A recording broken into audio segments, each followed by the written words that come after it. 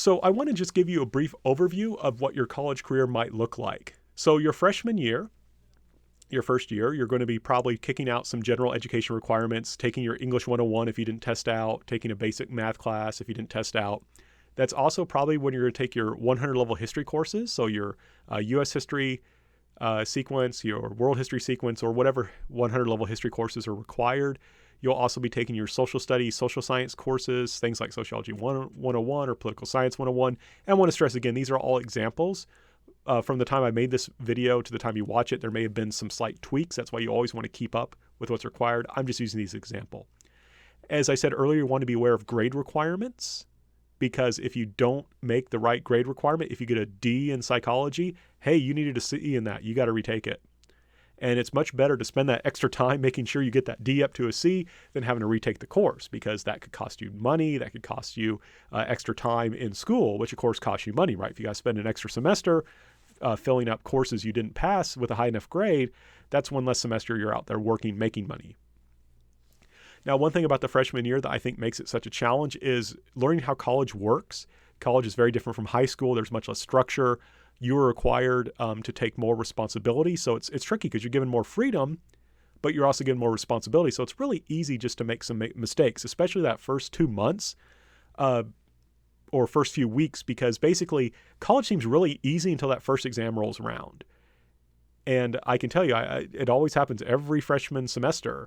You know, my students come in, they're bright, they're happy, they're having a blast at college, and then they start getting tired, they start missing classes, their grades decline because they're just not ready and they're learning how to make this thing work. And I have to stress, don't overcommit that early part of the first few weeks. You know, don't try and say, hey, I can, you know, I only have 15 hours of class. That means I can work 40 hours a week. No, you can't do well. So you just want to be realistic about that. Sometimes the freshman year, you may want to take summer school. That's something just to talk to your advisor about. So you would bring this up usually when we do spring advising. That's when we also talk about the possibility of summer school, whether you take it at Lander or somewhere else. If you do take it somewhere else, you want to make sure that you inform Lander.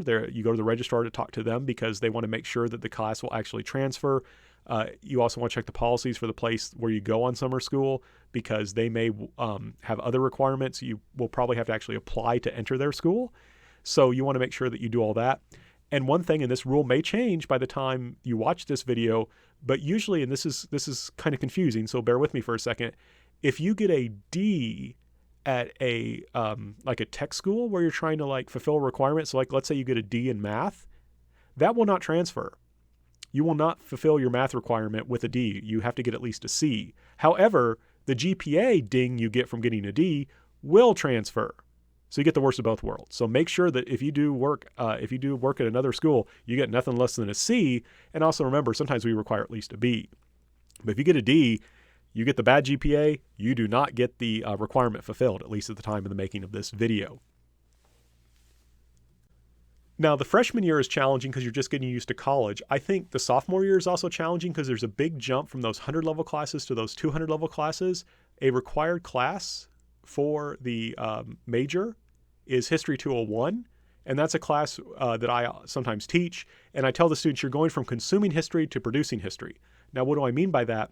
That's the class where instead of just, listening to someone lecture and then memorizing some information and, filling out some multiple choice questions, in History 201, you will write like a paper typically and write a book review, and you'll do like actual historical research. I think it's an awesome class. It's a lot of fun to teach. I think a lot of students really enjoy finally getting to do some research on their own. But at the same time, that's a big transition. It's a big jump because now there's more that you have to do. It's typically also in the sophomore year when you take classes like Education 204, Education 223. These are kind of your introductory education classes. Education 203 is a big one because that's the first experience class. That's where you actually go and watch a class being taught. And that can be a very interesting class. And that's often one where people suddenly say, "Ooh, I don't want to teach," or "Hey, this is awesome. I totally want to be teaching." And so it's a good class. And you usually will take that the fall of your sophomore year if you've not taken it earlier. In your sophomore year, you'll also take more general education classes. You maybe, especially in the spring, you might take a 300 level history class. I think those are the most interesting. That's where you get like the advanced history. But there's something else that's very important. And again, the rules could have changed since I'm making this video. So this is where you always double check with the advisor. But I think they're going to more or less stay the same. In the spring of your sophomore year, that is when you screen. And that's basically an interview. This is handled by the School of Education. To screen, you must have a GPA of at least 2.75. What does that mean? That's a little bit under a B. So basically, you need to be getting in all your classes. You should be getting A's and B's. You can occasionally have a C, should never have a D or an F, but you need to be getting at least A's or B's in your classes. That'll make sure you have a GPA of at least 2.75. You need to pass or exempt Praxis Core, right? And if you those numbers that you need to exempt Praxis Core can change. So if you're not sure whether you've exempted, please contact me and I will ask you your ACT or SAT score. That will tell us whether you've exempted or not. And if you haven't exempted, you can just take the Praxis Core that's administered by ets.org. And then you also need to register or have taken Education 203. You need to do those three things in order to screen in the spring, right? It'll be the spring of your sophomore year. This is necessary. Why? Because you cannot take 300-level education classes until you've successfully screened. If you don't take 300-level education classes, you'll never graduate with this major, right? So there are requirements for this major. It's very important. Like I said, typically this is done your sophomore year. You do not want to miss this. You do not want to mess this up because if you do, it can lead to a delay in graduation. Right? So you want to make absolutely sure that you do this. And if you're curious about what the current requirements are, feel free to let me know. I will tell you, oh, they're the same as in the video, or I'll say, oh, there's been a slight change or something. But like I said, GPA, you need to be working on that. You want to make sure you pass or exempt Praxis Core. You need to register or have already taken Education 203. Now, you can be registered in 203 in the spring of your sophomore year, and that is just fine, right? You either need to take it or be registered in it. But like I said, this is absolutely, positively necessary. The junior year, you're going to be taking more 300-level history classes balanced with some gen ed classes you may have not completed yet. We don't want you to take too many difficult classes at the same time. This is also when you'll start taking 300-level education classes as well. One of the big ones usually you take in the spring is, at the time of the recording of this video, is what's called Education 329. This is another field experience. This is where you're going out and watching teachers teach. Now, one thing that a lot of students want to do is study abroad. And it's very difficult for your major to figure out when is a good time to study abroad and whether it's a good idea. In general, I think the junior year, fall, is the best time to study abroad, right? You can't really study abroad in your sophomore year because you got to screen in the spring and you got to take 201 as well. It might be possible to do it in the fall. It just depends on the overall situation. You'd want to talk to your freshman advisor and you'd want to talk to people in the history department, make sure that makes sense. But, it's kind of a hard jump. I'm not sure if in your sophomore year, if you're really ready to do study abroad. However, in the junior year, I think you've got some maturity. You've taken some difficult classes. Study abroad classes in a university abroad are sometimes more difficult. They do things differently. So I think it's your fall junior year that you're ready. Usually Education 329 is scheduled to be taken in the spring. That's why I don't want you going in the spring, because you need to do that Education 329 class, and that's not something you can usually do abroad, right? You need to be in the United States to do that. So that's just something to think about. Junior year is fairly simple, right? Junior year is fairly straightforward. In contrast, your senior year is a very, very, very, very, very, very, very busy year. First of all, in the fall, you will likely take History 499. That is the capstone seminar.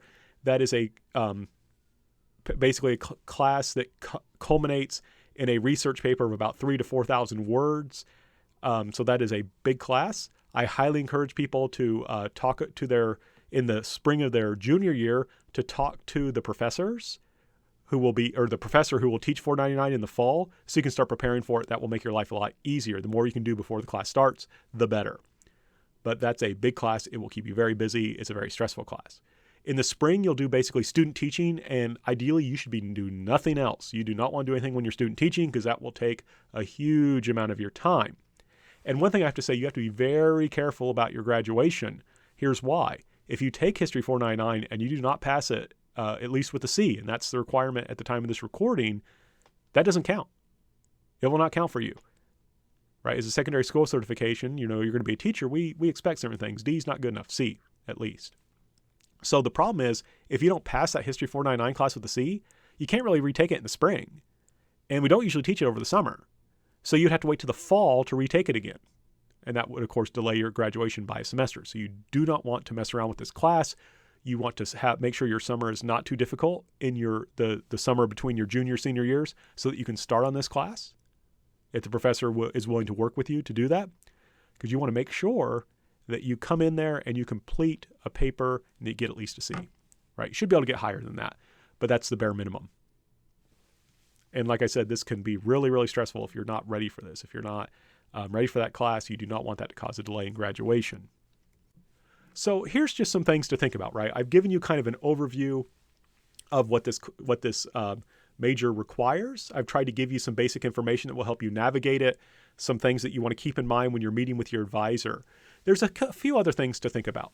First of all, if you want to be a teacher, I would encourage you to be the student you want to teach. I am shocked and appalled at how some people who want to be teachers behave in the classroom, right?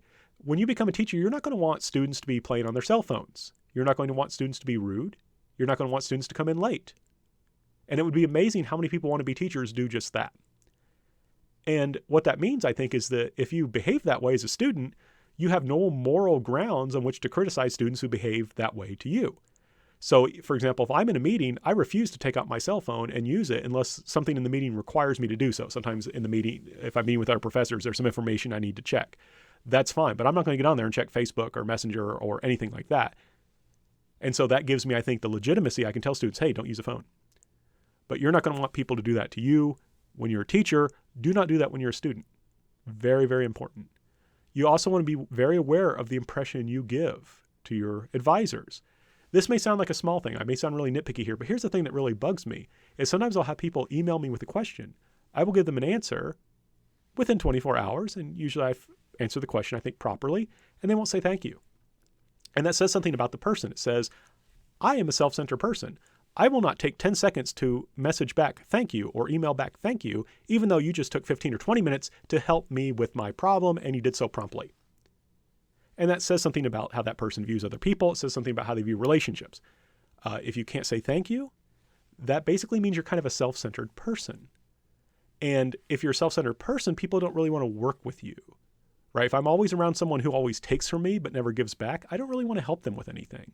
If they ask me to do something, it's not going to be prioritized, right? So you want to be very aware of the impression you give. That, I think, a big part of that is being polite. Another thing to think about in college is the school-work-life balance. You want to make sure you get this right. So you want to make sure, if you're here to become a teacher, that that's your focus. You can't halfway become a teacher. It's either you do or you don't. So you want to make sure that you're focused on your schoolwork. If, after that, you have some time to do other work, that's fine. But when the work interferes with your grades, that's bad. That is very bad. So let me give you an example. I have had students take a summer class and fail the summer class because they said, well, I had to work. I'm like, okay, great. So you spent money to take a class, you failed it, you lost that money, so that basically destroys all the money you made from working. You would have been better not to take the class and worked, or to have taken the class and not worked, but you tried to do both. And what that meant was you got a bad grade and you lost the money you made. Not a good idea. Not a good idea. So you want to be very careful about that. And one thing I really want to stress too, never ever let a boss ever schedule you during classes. I've had students say, I'm sorry, I missed the last week of class because my boss scheduled me and we're low at work. And I'm like, well, you know, I can excuse an absence. I won't always be able to do that. But you still have to learn the material. And the students do bad. And it's unfortunate. But the thing is, you have to look at your overall situation. But if that's how your manager is treating you, I would give 2 weeks notice. If it was my son, that's what I would tell them. You have to decide yourself. But if that was my kid and someone's trying to make them work while they're in class, no, that's not going to happen. There is a demand for student workers. Someone else will probably offer you a job. And of course, you also want to balance life. You want to enjoy college. That's great. You should totally enjoy college. I have a lot of wonderful memories from college. But you also want to make sure that you're able to stay in college. And I can tell you, unfortunately, that there are a large number of students who, because they can't get this balance right, either because they try and work too much or they try and play too much, are not able to succeed in the major, right? So, and it's important to realize that. Don't blame the outside. Don't say, well, this semester was just bad because this happened or that happened. I have to tell you, bad things will happen every semester. right? Every semester you will always have something go wrong, but you have to be ready for that. You have to give yourself some allowance for that. So you just want to make sure you get that balance right. And it's sad for me when I see students who are not able to do that, and they just don't, I think they don't reflect. They don't say, oh yeah, I need to really cut back on my playing, or I need to cut down on work, or maybe I need to take a semester off and make some money and then come back to college, something like that. But so like I said, the good news is this is a great major. Teaching is awesome. And if you complete the major successfully, you follow the rules, like I said, we've had a 100% employment rate so far. Like I said, the bad news is it's not easy to complete this successfully. I hope that this video will help put you on the road to do that. But in order to do that, you need to really need to know who you are as a person. You need to always reflect on yourself. And when things go wrong, you need to say, okay, what could I have done to make things go better, right? Instead of blaming outside forces, what could I have done to deal with the situation? And you just need to make sure that you really want to be a teacher. I had a case where a student, he missed screening. Like he applied to screen, but he didn't show up for the day of screening. He's like, oh, I can't believe I missed it. So it's like, okay, well, there is a makeup day, and he missed that one too. And I'm like, look, are you sure you want to be a teacher? He's like, oh yeah, totally. I want to be a teacher. I want to be a teacher. I'm like, are you sure? And he said, yeah, I totally want to be a teacher. And I'm like, well, you're not acting like you want to be a teacher. And sure enough, a month later, he's like, I don't want to be a teacher. And I was like, well, that would have been great if you would have told me that during advising, which was 2 months ago or whenever. So now we have to try and find you a schedule that will help you. Otherwise, you're going to be taking these classes you don't need. So it's very important that you be realistic. It's very important that you know what you're doing. If you come in here and you find that you can't get a C or above in a 100 level history class, you're probably not in the right major, right? You need to be realistic about this. You need to know yourself. And like I said, I'm not trying to be hard on people. In fact, I'm trying to be the opposite. I don't want people spending money, spending time when they're on the wrong path. I want to help you get on the right path, do your best, get a good job that you will love, because teaching, like I said, it is awesome. As a professor, I love to teach, and I love being with my students, and it's great. And if that's for you, I'm going to help you get there. So all that being said, like I said, one of the major things I want you to get out of this video, even if you forget a lot of it, stay in touch with your advisor. You have a question, ask your advisor. They're not sure of the answer, ask them who might have the answer, and go talk to them. There's a good chance that you're going to be seeing me in History 121. I am happy to talk to you. Just come talk to me. With that being said, good luck with the major. And like I said, being a teacher is awesome. I hope you'll get to do it.